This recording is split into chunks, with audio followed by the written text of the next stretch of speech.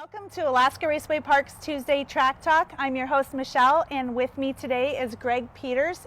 He is a racer in the Pruhs Construction Thunder Stock class, and Gregg is going to give us a little tour of what he's got working on in his shop, as well as tell us a little bit more about himself and Thunderstock class. So thanks, Gregg, for hosting us, and let's go for a tour. All right, this is what we have going.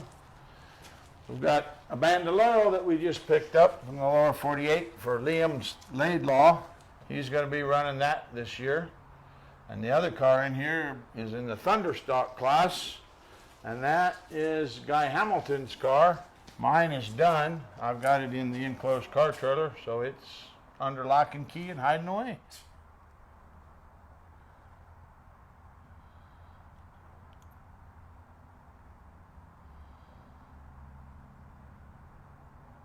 So, Gregg, what you got in the trailer here? Well, I got a 1919 Model T truck that I inherited. My dad and I rebuilt in 1974 through 76. I lived on a farm in South Dakota, and I told him I was bored one day, and that's what he found for us to do. So that was my first experience of learning about mechanics on a vehicle, was putting together a 1919 Model T. And this was the first tractor I ever drove. It was my grandfather's tractor. And I drove it when I was 8 to 14 years old, basically helping on the farm and helping my grandpa out. And when he went on, I inherited it from my dad. So that's what I did in growing up in South Dakota. Awesome. Thanks for showing it off. Let's go over here and check this out. It's looking good. Got all the dents banged out of it. So, Gregg, what can you tell me about the Thunderstock class? Well, I was brand new at it last year. I was a little hard on the boys, so we're going to take a different tactic this year and try and take it a little easier and save some body parts. But it's a fun class. It's pretty much a stock car like we ran in the dirt. So we converted them all from the dirt to the pavement, and it sure is a lot nicer on Sunday, and I can come home here and sit and watch the races instead of going out and washing my car for 5 hours. Okay, Gregg, so what makes Thunderstock such a cool class? Well, I enjoy it because of the competition. I wish we had more, but we had quite a good turnout last year. We had 6 of us.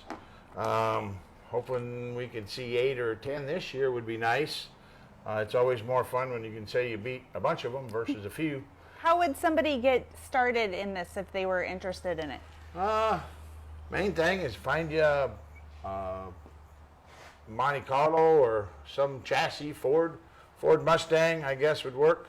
But you're going to want to find a car that you want to tear up pretty much and gut it out and put a cage in it and then put it all back together.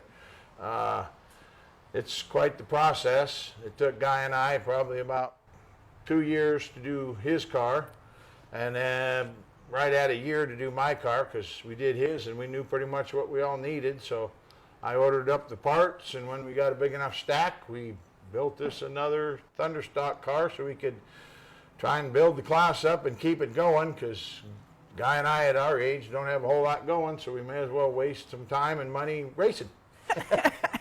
Perfect. Well, we are really, really glad that you do. So, do my little notes here. So, you got any predictions for the upcoming season? No. Well, Guy and I and Jesse are hoping we can get in front of that Keith. He's won way too many races at our racetrack, so it's time to see if one of us can at least get in the front of him a couple of the main events. I was lucky enough to beat him a couple times in heat races last year, but he's a hard one to beat. He's got her dialed in, and he knows what he's doing, so it's taking us a lot of homework, but hopefully we're going to get there this year. Right on. Well, before we close today, I've got a couple little reminders.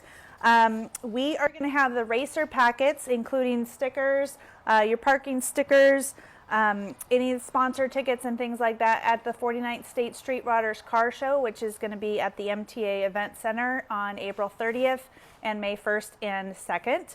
So you can stop in and see me there and pick up those things up. If you haven't registered for points, do so online, or you can stop and fill that paperwork out as well.